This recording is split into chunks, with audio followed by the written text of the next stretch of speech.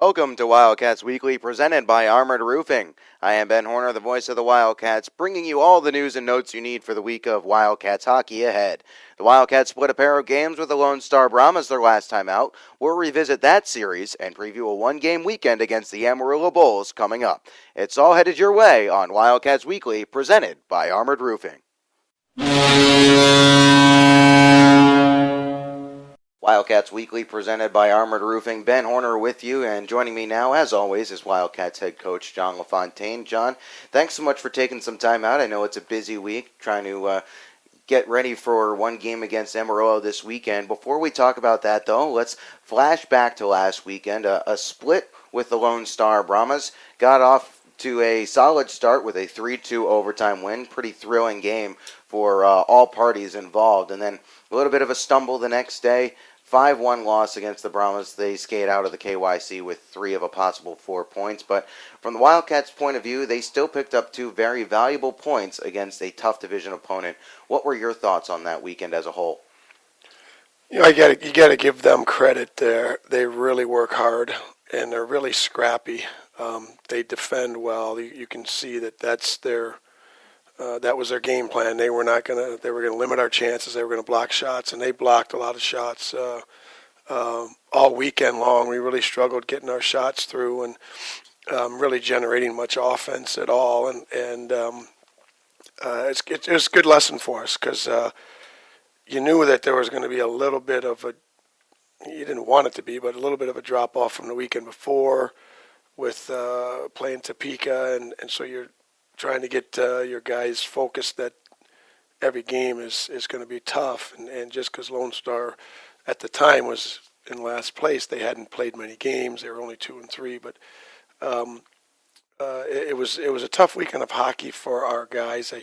I think they expected to kind of carry the play from the weekend before, where we really carried the play to Topeka. Well, Lone Star, I felt the first game we did. The second game we did not. They controlled most of the game on Saturday night, and they won a lot of the battles. And so our guys, it's kind of regrouping and getting back to the basics. You mentioned that controlling the play, and that was one thing that stood out to me during that weekend series. I mean, even with those block shots that you were just alluding to, John, the Wildcats outshot the Brahmas 38-17 on Friday night. But here's the more interesting and noteworthy part of that. The Wildcats outshot the Brahmas 31-7 from the second period through overtime when Nick Farmer scored that winner.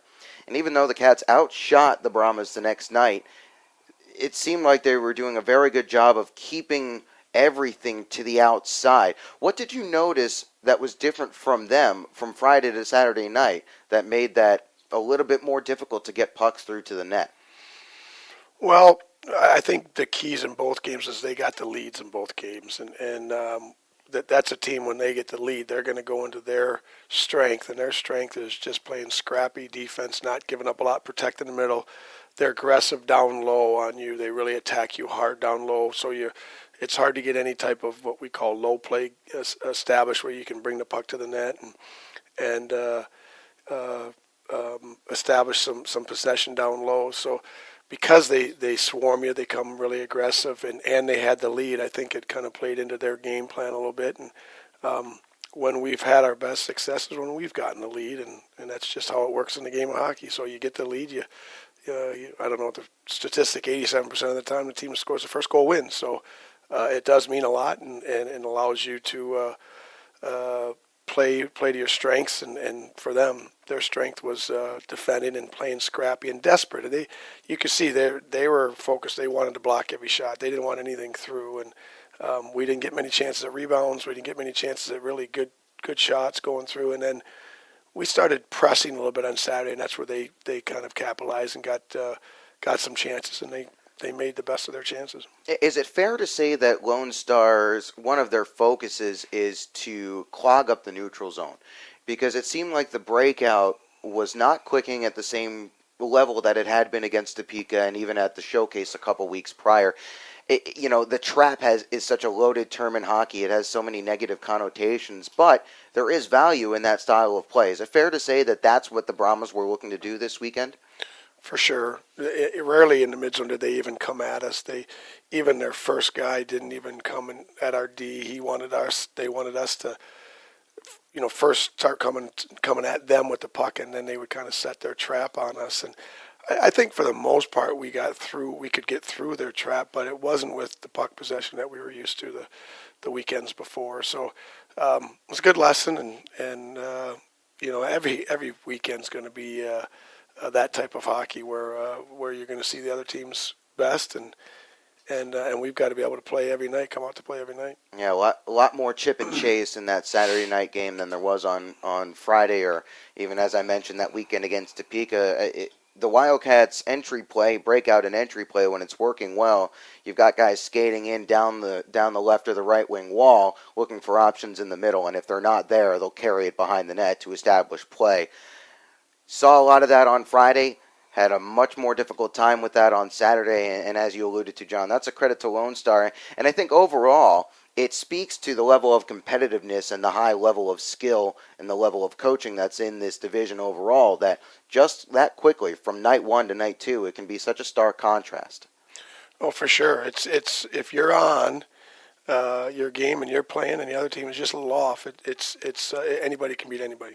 Anybody can beat anybody on a given night. So the team that's consistent, the team that's getting better and continuing to improve and develop is going to be the teams that will slowly have the better advantage. Now let's talk Saturday a little bit here, John, and we'll start with the positives. Power play goal. Wildcats pick up their first power play goal in some time, and yeah, it's a little victory, and that's the kind of thing that people like myself point to a little bit more than the coaching staff. I'm aware of that, but is that the kind of thing that can be a little bit of a boost? Can that take away some of the nerves or the urgency and insistency in trying to score a power play goal? Because you get something like that, a solid 0-4-X stretch, and eventually it starts to play in your mind a little bit. Yeah, there was a lot of frustration on the power play, so it was nice, and that was a timely goal to get that power play goal. And we needed it because we had just had a 5-minute power play that on film, we had a lot of good chances to score, just couldn't put it in. So we're getting good puck movement, and we're moving the puck around well. We're not getting shots when we need to get shots through. Right now. We need to focus on simplifying a little bit more and getting more shots with traffic in front, and just to force them to come out after us a little bit more and chase us rather than trying to attack down low. So our guys we get a little better every week. The results don't always show on the power play, but there's too much talent and skill on the team to not have a good power play. There's a lot of puck movement around the top of the zone right now on the power play. And as you just mentioned, it's the main goal is obviously to work it down low and create some space in front of the net or just off to the side. That's not happening right now. How do you get teams to come out and attack you to open that space? Well, you got to be a threat to shoot out. If you're not a threat and you're not thinking shot out high, then you have no reason for them to come out. So with our power play, when we get the puck moving, we've got guys in front of the net. We're just not getting a shot through. We're just trying to make that extra pass through down low to a back door, which looks good, but it's not getting there. You got to first bring them out by taking shots, attacking, and getting goals that way. And you start scoring some goals that way. Now they're going to try to take away your shot and be more focused on getting your shooting lanes, and then we can pick them apart. But we first haven't established a power play that thinks shot. Yeah, to do a cross-sport analogy here, John, it's like the play-action pass in football. You got to have a run game to keep the defense honest to open up that play action for later in the game. Same thing with the power play. You need to prove you're a threat from the point, and the Cats have done that. Eric Yeager's goal, you think back to that goal on Friday, shot through some traffic, answered right back after Lone Star had taken a 2-1 lead in the third period, and that's what the Wildcats are going to be looking to do on the power play going forward. One other thing I wanted to touch on Saturday night, the Wildcats certainly got off to a solid start. The first period was controlled by the Cats. 15-6 were the shots on goal. The Brahmas dug in their heels, and there was an instance where it seemed for everyone in the arena that the Cats were just about to take the lead, but TJ Black came up with a couple of remarkable saves. Stepping back from the Wildcats versus Brahmas side of things, just as a hockey coach, what kind of benefit, and we've seen it with the Wildcats this year, what kind of benefit do saves like that early on in a game give a team? Huge, huge. I mean, you've seen it with our team, and some of the times that Shaw has saved us, especially when we were up in Blaine and we were trying to figure out what kind of team are we, and are we any good or not, or is all this going to pay off in some success as far as on the scoreboard. And Austin, had probably his biggest game was against the Wilderness team, and he on the power play in the first period shut him down, and you could see that just helped our guys' confidence level grow. And I think it's huge when also when that first goal goes in, if it's the goal, it goes in, and you didn't get the save. Now you're down 1-0 instead of having a chance to still take the lead early. So we've obviously we've shown that we've got to come out and get that first goal and come out with some aggressiveness. We've shown we can come back, but we're a different team when we're up. We're hard to play against when we have the lead. Wildcats 4-0 when they take the lead first, when they score their first goal. So something they'll be looking to get involved in, obviously, going forward. One other thing, you mentioned Shaw there. I just need to get a quick shout-out for the way he came in the third period. Really competed hard, and one of the best saves I've ever seen in person happened in that third period. Out of position, trying to pick up a rebound, dives back across, and as the puck is floating towards the goal line, he flicks his big goalie stick at it and sweeps it over the net. And I think the score line was 4 or 5-1 at that point, and just to see him competing that hard, even in that situation, what does that do for a coaching mindset, to see him competing in every situation like that? Well, it's what you're looking for in all your players, right? It's that extra work ethic that it takes to play at this level. The work that you don't sit and watch the game anymore. You've got to be active the whole time you're playing and constantly working and constantly reading the ice. And your goalies have to be the same way.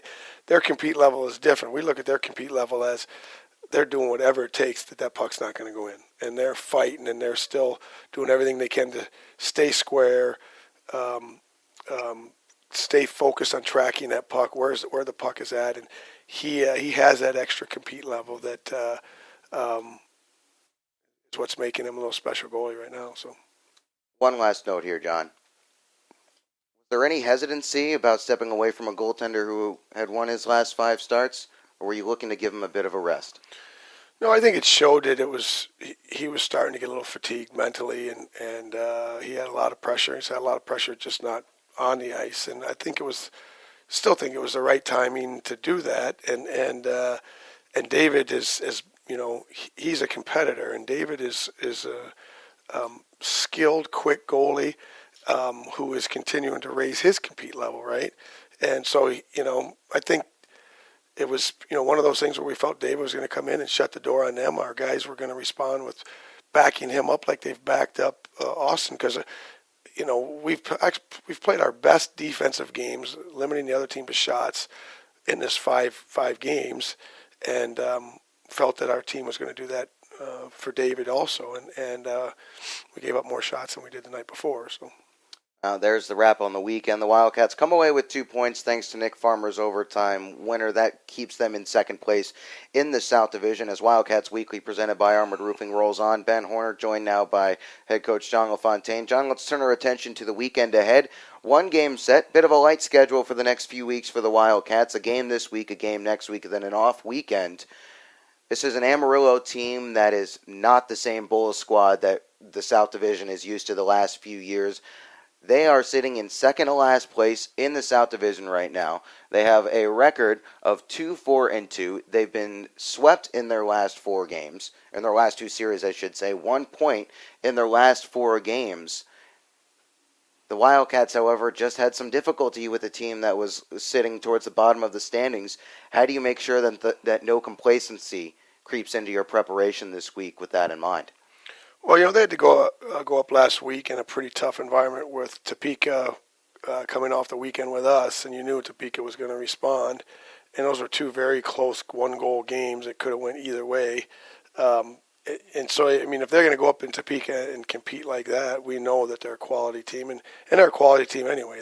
They've got a lot of talent in that roster, and they work hard. And John Roger, their coach, is coming from the USHL where he's got good pipelines, and of course they have their pipelines with the Bloomington team in the USHL. So they're going to be good, whether they're off to a slow start or not. They're going to be a strong hockey team, and again, their losses have been by fairly close scores, and they're in every game. So it's going to be a very close game, just like they all are. Amarillo has scored 21, has allowed 26. As I mentioned, 2-4-2 with 6 points. They are in second to last place, 7th place out of 8 teams in the South Division right now. The Wildcats on the other side of the ice will be skating into that contest with a 6-3-0 record and 12 points in 9 games played, as we'll start to see some of those games in hand even out over the next few weeks for the Wildcats. Obviously, as I mentioned, 1 game this weekend, only 1 game next weekend as well. Is this a good spot in this season, in the early stages, for the Wildcats to kind of have the, the games were coming fast and thick in September, as they always do with the showcase? Is this a good spot in the year to have your first kind of little let off? That off weekend on the 24th, 25th is coming about 6 to 8 weeks into the season. Is that somewhere where you would like to be able to get your guys a break? Ideally, we're getting a little break with 1 game per weekend as it is. I think if we, wanted to have an ideal schedule, we wouldn't want to have 2 games in 3.5 weeks is what we really have. So it's a lot of time off. Yet at the same token, as a coach, you look at it and go, okay, we can get a lot accomplished in that time. We can have another training camp where our guys are really pushing hard and working on building the muscles again and working on a lot of the areas that we need to work on. So we're going to capitalize on it, take advantage of it, and hopefully come out of it at the end benefiting from having that much training time. One other note about this schedule, though, John, is the opponents in that stretch. There aren't too many games, but there are games against teams that are likely going to be bunched up with the Wildcats in that dogfight for second and third and so on and so forth. Obviously, the Wildcats have their eyes on challenging for the South Division, but it's going to be a much different look at the top half of the division this year than it might have been in years past. Right now, Corpus Christi tied with the Wildcats on 12 points. Odessa only 4 points back, having played the same amount of games. All 3 of those teams have played 9 games, so you've got 1 against Odessa next week. You've got 2 against Corpus Christi in October, around the 30th and 31st. Any added importance there with how those standings are shaping up right now? I always talk about beating the teams that you're supposed to beat. Well, it's also real important to beat the teams that are fighting for the same spots that you are. Yeah, I think you bring up good points as far as who we're playing, but it's so early. It's so early to be looking at the standings right now. I think you're just trying to get your team is that we have to play consistent every weekend, and we got to play everybody as if it's Topeka, everybody as if it's Fairbanks of last year or whatever it is.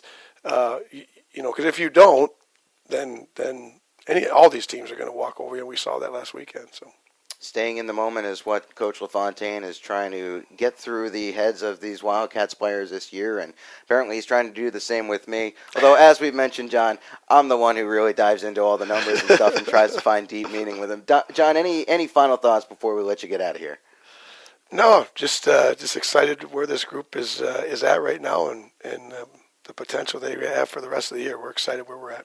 All right, John, thanks so much for taking some time to join us. We'll be right back with more on Wildcats Weekly, presented by Armored Roofing.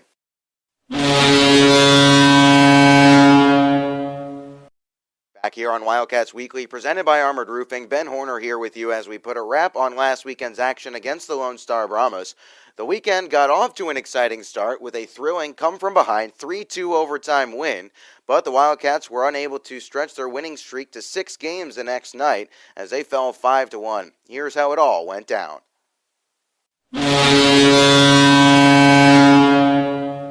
Litviak trying to work his way all the way around the net. Trying to stash out in front now. Puck loose in the slot. Yeager couldn't find it there as chipping it past Cook and trying to race away here are the Brahmas. That's Sebastian Vidmar. He has a step with a 3-on-1. His shot from a bad angle. Saved by Shaw, and he'll gobble up the rebound as Litviak and a man go tumbling down to the ice. Cook is slow to get up on the far side. Off the draw, Staub is tied up. Looking to step free in doing so is Egan. Egan, with a couple guys in front of him, has it sticked away from him. Townsend, good recovery there, but holding the zone. Here's Roman Uchin. Uchin, slap shot, score! It's Sebastian Vidmar with 2:30 remaining in the first period. Getting a quick little piece of it was Shaw, but not enough to keep it out. That's the first goal that Shaw has allowed in the first period of any contest this year, and the Brahmas take the lead. Nichols, first to it on the far side. He'll play it down low for Staub. Staub under some pressure there, but coming along to help out was Apap. Apap getting worked over a bit. Plays it for Beaulieu. Now to Staub. Staub trying to stash it out in front for Apap. Beaulieu gets the rebound on his backhand. They score! They'll count the goal. The net was dislodged. The red light is on. The referee is pointing, and the Cats have tied it at 1. Off the draw. They tie up for it. It's in the faceoff dot. Uchin will win it back to the point. Here's Hansen. His shot scores through a screen. Hayden Hansen from the blue line on the power play. The Cats can't cash in on a 5-minute major, and now they trail 2-1. Beaulieu tries to stash it for Apap to come along and pull free. Beaulieu still working along with it there. He kicks it to himself and tries to step away. Nice pass in the middle of the blue line. Here's Yeager. Shot scores! Eric Yeager answers right back from the blue line. It is 2-2. Might have been tipped in front. If it was Staub, but the Cats have tied it up at 2. Yeager threw it on net from the blue line. Here's Bowen trying to get his way past Kuzmeski. Kuzmeski does enough to separate him. Look out, turnover, Scatliff, and a huge blocker save there by Shaw. Point blank, as Roman Uchin had a gift put on his tape. Andren will try to break it free. Here's Wickline as a man crashing through the middle. Wickline cross-ice pass. Rubbed out of it there was Carreras. Back towards the front of the net. Intercepting it here was Townsend. Now it could be a 2-on-1. Apap lost it in his skates. Gets it back. Onside play. Beaulieu crashing the net. In front for Beaulieu. And he couldn't direct it towards the net. Great pass by Apap, but it handcuffed Beaulieu the slightest bit. 3 minutes remaining. Not expecting the pass was Apap. Townsend will get it back. No harm, no foul. And started up the ice himself. Has Farmer to his left and uses him. Here's Farmer at the left wing wall, charging towards the middle. Farmer in front, and they score! Nick Farmer in overtime, and the Cats win 3-2. Townsend played it to Farmer on the left wing wall. Farmer sucked the man into him, and then turned on the afterburners, got around the defenseman, cut in front, and just stuffed it home inside the left post of Jake Kupski, and the Cats come away with the win, 3-2. Referee Tim Farrell getting us set to go, as it will be Apap and Uchin in the draw, and the puck is down. We are underway here from the K. Yeager Coliseum. Held in there by Vidmar. Vidmar outside the circle, up to the point for Egan. Egan in the middle of the blue line for Sanderson. Back to the near side for Egan, top of the circle. Egan loading shot, scores. Devnik beaten on the power play, and 8:19 remaining in the first. The Wildcats trail 1-0. Hayden Hansen through the middle of the ice for Carreras. Carreras, onside play, drop pass. Here's Wickline back in front for Carreras. Puck loose, they jam for it, and they scored. No, the red light is on. It was a very delayed whistle. They scored. Another soft goal against for the Wildcats. They trail 2-0 with 12:50 remaining in the second period. Now it's Cam Knight. Knight, cross-ice pass, trying to settle a bouncing puck was Farmer. It's loose, trying to pull it free. Here's Farmer. Now it's Cook. Cook holding, shot towards the net, scores! It's deflected in front. I think it's Kevin Sheridan's goal. The Wildcats score on the power play, and it's 2-1. Here is Egan, up to the point again. Shot, bouncing around. Zevnik gets all turned around. He says he was tied up. The goal is going to count. Zevnik got tied up in the crease. Not sure where he was looking. He was looking to the corner, and the puck was at his feet. And the Wildcats give the goal right back. They trail 3-1. Back to collect this one is Kuzmeski. Dash it off the back wall, looking for Scatliff. Surprised to see Scatliff out here with 7:05 left. However, they're trying to get some new guys, or trying to save some legs for the last push. It's hooked in front, fading on it, and then scoring was Carreras. Good night. That should do it from the KYC. The Cats trail 4-1. Here's Farmer. Farmer plays it out to the far side. Uchin will bleed it forward. That empty. This is Egan hustling all the way down. He'll try to wrap all the way around. It's up to the top of the net. Sanderson scores. It's 5-1. And now we'll just have 6 minutes and 9 seconds to kill off. It's going to be a Brahmas win here at the KYC.